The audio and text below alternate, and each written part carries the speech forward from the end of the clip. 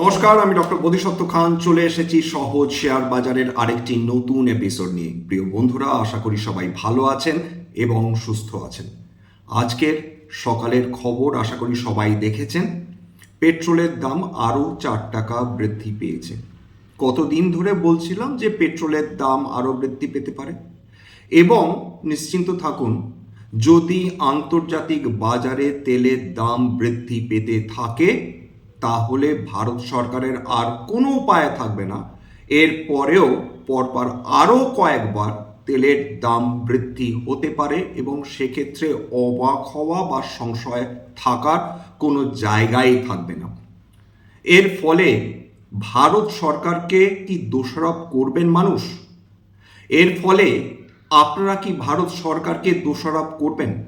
করতেই পারেন, কিন্তু তার সঙ্গে এটাও মাথায় রাখতে হবে আমাদের যে ভারত সরকার তার দেশের মাটিতে তেল বা গ্যাস উৎপাদন করেন না, বা যেটুকু করেন সেটা আমাদের 140 থেকে 145 কোটি মানুষের জন্যে কোনোভাবেই যথেষ্ট নয়।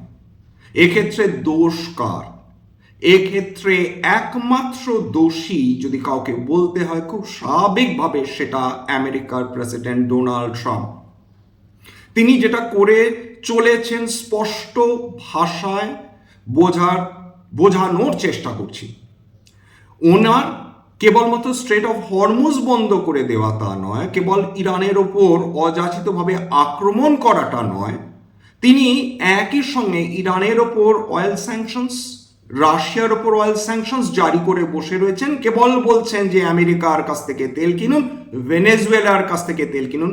ভেনেজুয়েলার তেল কারা কন্ট্রোল করছে? ভেনেজুয়েলার সমস্ত তেল কন্ট্রোল করছে আমেরিকার তাবড় সমস্ত অয়েল অ্যান্ড গ্যাস কোম্পানিজ। সুতরাং ভেনেজুয়েলার কাছ থেকে, যেটা অত্যন্ত নিম্নমানের তেল, সেই তেল আমেরিকা কিনতে বাধ্য করছে বিভিন্ন দেশকে। এরপরেও যদি কেউ ভারত সরকারকে দোষ দিতে চান, দিতেই পারেন। এবং মনে রাখতে হবে যে আমাদের প্রয়োজনীয় যে তেল রয়েছে তার 50% আসে কিন্তু স্ট্রেট অফ হরমুজের মাধ্যমে, এবং সেই তেল এবং গ্যাস নিয়ে যাওয়া এতটাই কষ্টসাধ্য হয়ে পড়ছে, অর্থাৎ ইম্পোর্ট করা, যে সেটা বলার নয়। কেবলমাত্র ফুজিয়েরা দিয়ে আমাদের প্রয়োজনীয় সমস্ত জ্বালানি তেল বা গ্যাস সেটা পাওয়া যাবে? উত্তর হচ্ছে কোনোভাবেই পাওয়া সম্ভব নয়। এবং আমেরিকান প্রেসিডেন্ট একবার বলছেন যে তিনি ইরানের উপর থেকে সমস্ত কিছুটা স্যাংশনস তুলে নিতে রাজি রয়েছেন, আবার কয়েক ঘন্টা পর তার বিবৃতি বদলে দিয়ে বলছেন যে ইরানকে যে কোনো দিন আক্রমণ করতে পারে। দেখুন, রাজায় রাজায় যুদ্ধ হয়, উলুখাগড়ার প্রাণ যায়, যে যুদ্ধের কোনোভাবেই ভাগিদার নয় বিশ্বের বিভিন্ন দেশ, সেই দেশগুলোর অর্থনীতিকে একা হাতে শেষ করে দিচ্ছে আমেরিকা, এবং তার প্রভাব ভারতীয় অর্থনীতির উপর পড়ছে, বিলক্ষণ পড়ে চলেছে। এবং এই কারণেই বারবার বলছি, সাবধান সাবধান সাবধান। তার কারণ তেলের দাম বৃদ্ধি হওয়া মানে কেবলমাত্র ট্রান্সপোর্টের দাম বৃদ্ধি হওয়া, লজিস্টিক্সের দাম বৃদ্ধি হওয়া নয়, সমস্ত পণ্যের দাম বৃদ্ধি হতে বাধ্য। কেন? তার কারণ এটাই যে আমরা যে দৈনন্দিন জীবনে পণ্যগুলো ব্যবহার করি, কেক বিস্কিটের কথা ভাবছেন? সেই কেক বিস্কিটে যে পাম অয়েল ব্যবহার করা হয় সেটা অধিকাংশটাই আসে ইন্দোনেশিয়া থেকে, সেটা আমদানি করে আনতে হয়। এবং ডলার যেভাবে দিনের পর দিন শক্তিশালী হয়ে উঠেছে এবং হয়ে উঠছে, আজকে পুনরায় সর্বকালীন নিম্ন স্তর ছুঁয়ে গেল টাকা। কততে পৌঁছালো? লাস্ট যেটা ট্রেড করছিল 96 টাকা 45 পয়সা প্রতি ডলার।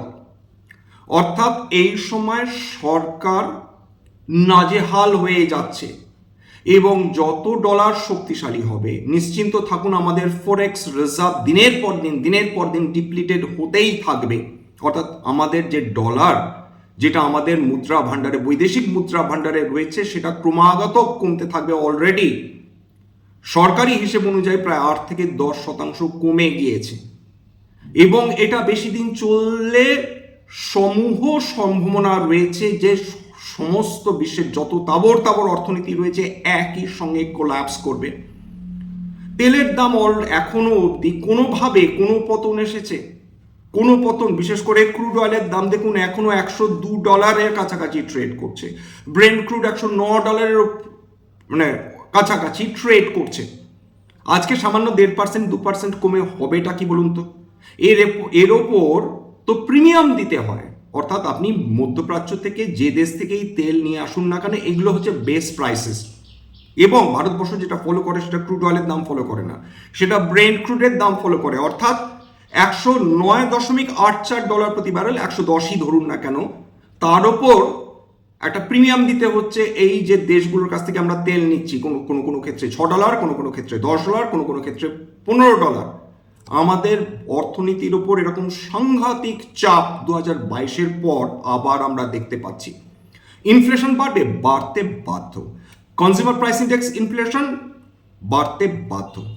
WPI ইনফ্লেশন বাড়তে বাধ্য যদি এইভাবে চলতে থাকে তো। এবং সেই ক্ষেত্রে রিজার্ভ ব্যাংক অফ ইন্ডিয়ার হাতে কোনো ধরনের উপায় থাকবে না।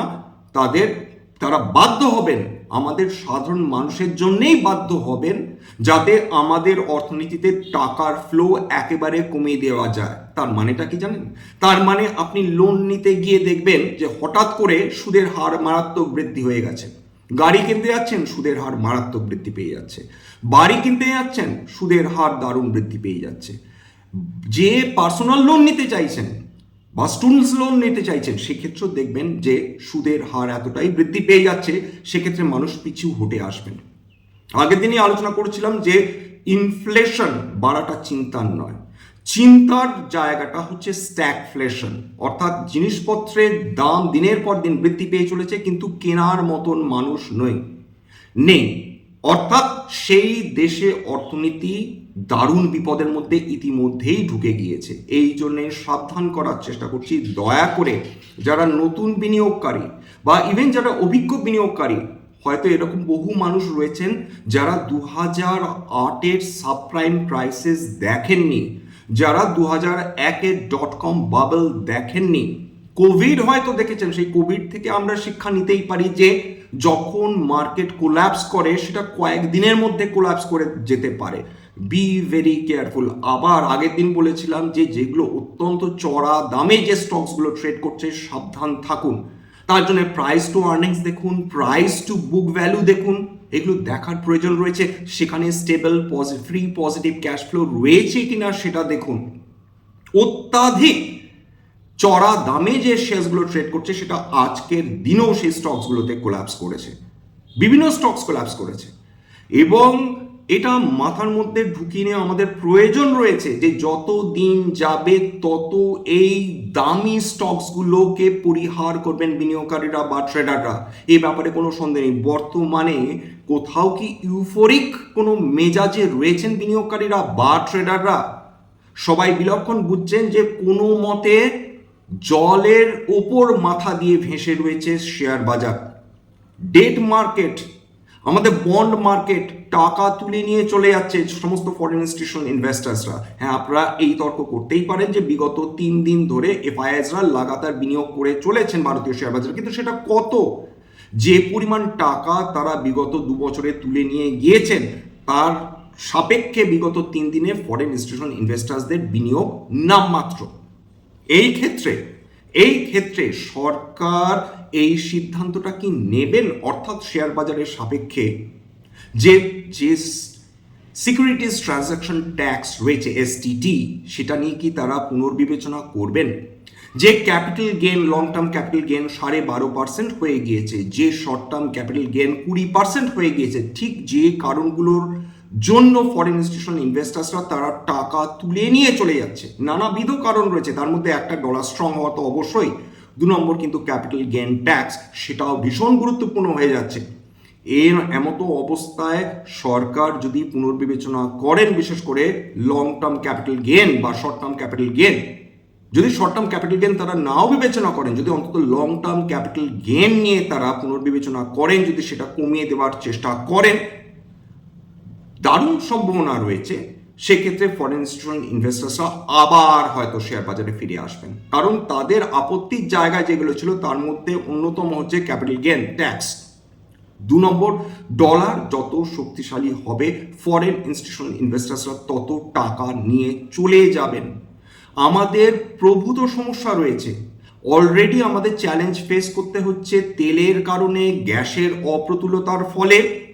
শুধু তাই নয়, আর্টিফিশিয়াল ইন্টেলিজেন্স আমাদের সবচেয়ে যেটা ব্রাইট যে সেক্টরটা ছিল অর্থাৎ ইনফরমেশন টেকনোলজি সেক্টর, তার উপর হেন আঘাত হেনে চলেছে যে আইটি সেক্টর অবধি ব্যস্ত হয়ে গেছে। এর মধ্যে কি কোনো ধরনের আশার আলো নেই? দেখুন আজকের আইটি সেক্টরটা খেয়াল করে দেখুন, 3% ওপর উত্থান হয়েছে আইটি সেক্টরে, এবং তার মধ্যে কোফর্জ প্রায় 5.5% উত্থান, এইচসিএল টেক 2.5%-এর উপর উত্থান, ইনফোসিস 5.5%, এলটি মাইন্ডট্রি সেটা প্রায় 4.42%, Mphasis 3.3%, Oracle Financial Services 2.5%, Tech Mahindra 2.5%, Wipro 1.5%। কেন উত্থান এসেছে তার কারণটা একটু সহজভাবে বোঝাবার চেষ্টা করি। সব তো অন্ধকার হয় না। যেভাবে ডলার শক্তিশালী হওয়ার ফলে আমাদের দেশের বিভিন্ন কোম্পানিগুলো তারা কোল্যাপস করছে, ঠিক একইভাবে যেগুলো এক্সপোর্টমুখী কোম্পানি অর্থাৎ যাদের অধিকাংশ প্রোডাক্টস এবং সার্ভিসে বিদেশে রপ্তানি করা হয়, এই যে ডলার শক্তিশালী হয়ে চলেছে তার ফলে তাদের বিজনেস কিন্তু দারুণভাবে কম্পিটিটিভ হয়ে উঠছে, 1 নম্বর। 2 নম্বর, তাদের ফরেক্স গেইন হওয়ার সম্ভাবনা প্রবলতর হয়ে উঠছে। অর্থাৎ যত ডলার শক্তিশালী হবে তত যতগুলো এক্সপোর্ট ফেসিং কোম্পানিজ রয়েছে, যে কোম্পানিজগুলো মূলত তাদের প্রোডাক্টস বিদেশে এক্সপোর্ট করে থাকে, তারা তত বেশি লাভবান হবে। বর্তমান পরিস্থিতিতে যে কোম্পানিজগুলো আমেরিকাতে এক্সপোর্ট করে চলেছে সেই কোম্পানিজগুলো বিশেষত লাভবান হবে। এছাড়া আমাদের মাননীয় প্রধানমন্ত্রী তিনি নরওয়েতে যাচ্ছেন, তিনি নেদারল্যান্ডসে যাচ্ছেন, তিনি ইটালিতে যাচ্ছেন, বিভিন্ন দেশের সঙ্গে নানা সেক্টরে তিনি চুক্তি করছেন। সেই সেক্টরগুলোর ওপর আপনাদের একান্তভাবে অনুরোধ করছি যে সেক্টরগুলোতে মাননীয় প্রধানমন্ত্রী তিনি বিভিন্ন দেশের সঙ্গে চুক্তি করে আসছেন, কারণ সেই সেক্টরগুলোর ওপর কিন্তু ভারত সরকার অ্যাক্টিভলি নজর দেওয়ার জন্য প্রচেষ্টা করবেন। তবে আরেকটা জিনিস যেটা চিন্তা বৃদ্ধি করছে সেটা হচ্ছে ডোল ইকোনমি। দেখুন, ডোল ইকোনমি স্পেশাল কন্ডিশনে দেওয়া হয়ে থাকে যখন কোনো দেশ যুদ্ধকালীন পরিস্থিতির মধ্যে দিয়ে যায় বা কোনো প্যান্ডেমিকের পরিস্থিতির মধ্যে দিয়ে যায়, তখন ডোল ইকোনমি কাজ করে। কিন্তু এই ডোল ইকোনমি এটা খুব বেশি দিন কিন্তু সেটাকে টেনে নিয়ে যাওয়া সম্ভব নয় বা উচিতও নয়। এই ডোল ইকোনমির ব্যাপারে ভারত সরকার তারা পুনর্বিবেচনা করবেন কিনা সেটাও আমাদের দেখতে হবে, কেন ডোল ইকোনমি কিন্তু আমাদের অর্থনীতির ওপর আরো বড় বোঝা চাপাতে পারে।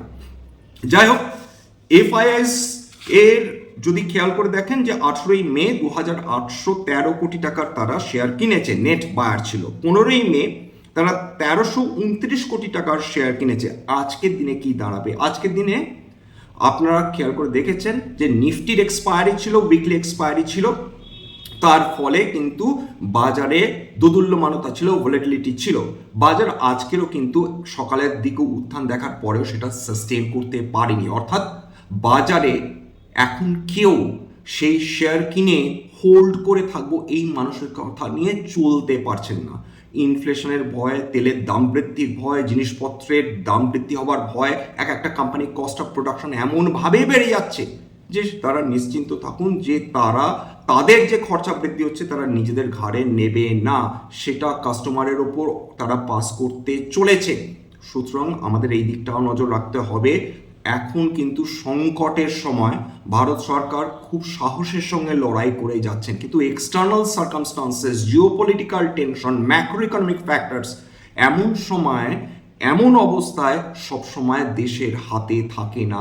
বিদেশে যে ঘটনাগুলো ঘটছে তার মাসুল আমরা এখন চুকিয়ে চলেছি। এই কন্ডিশন অসহ্য অসহনীয় কন্ডিশন কত মাস চলবে আমরা কেউ জানি না, যদি না মিড টার্ম ইলেকশন নভেম্বরে রয়েছে আমেরিকাতে, যেখানে ডোনাল্ড ট্রাম্পের জনপ্রিয়তা এমন তলানিতে গিয়ে ঠেকেছে যে সেখানে হয়তো তিনি বাধ্য হতে পারেন, নভেম্বর তো অনেক দেরি রয়েছে, তার আগেই হয়তো তিনি বাধ্য হতে পারেন যে ইরানের সঙ্গে কোনো ধরনের চুক্তি সমঝোতায় আসতে, নতুবা তার হেরে যাওয়ার প্রভূত সম্ভাবনা রয়েছে আমেরিকাতে, এবং তিনি যদি হেরে যান সেক্ষেত্রে তার ইমপিচড হওয়ার সম্ভাবনা শতগুণে বেড়ে যায়। আমার কথা নয়, বিভিন্ন যারা বিশেষজ্ঞ রয়েছেন, ইকোনমিস্ট রয়েছেন, পলিটিক্যাল অ্যানালিস্ট রয়েছেন, তারাই এই কথাগুলো বলছেন। আজকে শেষ করব এইটুকুনি এটা বলে যে ভারতের শেয়ার বাজারের উপর ক্রমাগত চাপ কিন্তু বৃদ্ধি হয়ে চলেছে। অকারণ অ্যাডভেঞ্চার করতে যাবেন না। যারা নতুন বিনিয়োগকারী সাবধান থাকুন, সাবধানে পা ফেলুন। যারা ভেরি লং ইনভেস্টার্স তারা এইগুলো নিয়ে খুব একটা চিন্তা করেন না, তারা ইনভেস্ট করেই বসে থাকেন যে মার্কেট উঠলো কি নামলো। তারা জানেন over a long period of time, যদিও বা শর্ট পিরিয়ড অফ টাইমে 40-50% কারেকশন হয়েও গিয়ে থাকে, তবু সেটা কোনো না কোনো সময় কাম ব্যাক করবে। তবে কোন স্টকে বিনিয়োগ করে রয়েছেন, সেই স্টকটা সাস্টেন করবে কিনা, আজকে যে ব্যবসাটা করছে সেটা 10 বছর পরেও টিকবে কিনা, এই কথাগুলি মাথায় আমাদের রাখতে হবে। কারণ এই কথা কেন বলছি, এই কথা কি এই কারণে বলছি যে আমি দারুণ সফল হয়ে গিয়েছি, সেটা অতটা গুরুত্বপূর্ণ না। যেটা বেশি গুরুত্বপূর্ণ, আমি যে ভুল বিগত 20 বছর ধরে করেছি শেয়ার বাজারে, আমি চেষ্টা করছি আপনারা যেন সেই ভুলগুলো না করেন, সেটার যেন পুনরাবৃত্তি আপনাদের জীবনে না হয়। একটা জিনিস সবসময় মাথায় রাখবেন যে মা লক্ষ্মী কিন্তু ভীষণ চঞ্চলা, অর্থাৎ টাকা আসছে আরবিট্রারিলি কোনো শেয়ারে দয়া করে বিনিয়োগ করবেন না। ফান্ডামেন্টালি অত্যন্ত শক্তিশালী শেয়ার ছাড়া দয়া করে বিনিয়োগ করার চেষ্টা করবেন না। আজকে শেষ করলাম স্ট্যান্ডার্ড ডিসক্লোজার, যে কোম্পানিগুলো নিয়ে আলোচনা করলাম, হতে পারে তার মধ্যে কয়েকটা কোম্পানিতে আমার বা আমার পরিবারের বিনিয়োগ থাকলেও থাকতে পারে। ভবিষ্যতে যদি নতুন করে কিনি বা বিনিয়োগ করি, আগাম বিজ্ঞপ্তিতে কিনতে বা বিক্রি করতে পারবো না। স্ট্যান্ডার্ড ডিসক্লেমার, এটা কেবলমাত্র একটা এডুকেশনাল চ্যানেল। বাঙালি বিনিয়োগকারীদের ইনভেস্ট অ্যাওয়ারনেস বৃদ্ধির জন্য এখানে কোনো ধরনের কোনো শেয়ারে buy sell recommendation, suggestion, advice এমনকি ইনফ্লুয়েন্স করার প্রচেষ্টা নেই। আমার কথা শুনে যদি কোনো শেয়ার বা কোনো অ্যাসেটে বাই সেল সিদ্ধান্ত নেন, ক্ষতির মুখোমুখি হতে পারেন। সুতরাং সবসময় একজন সেবি রেজিস্টার্ড ইনভেস্টমেন্ট অ্যাডভাইসারের পরামর্শ নেওয়ার চেষ্টা করবেন বা নিজের ডিউ ডিলিজেন্স করার চেষ্টা করবেন।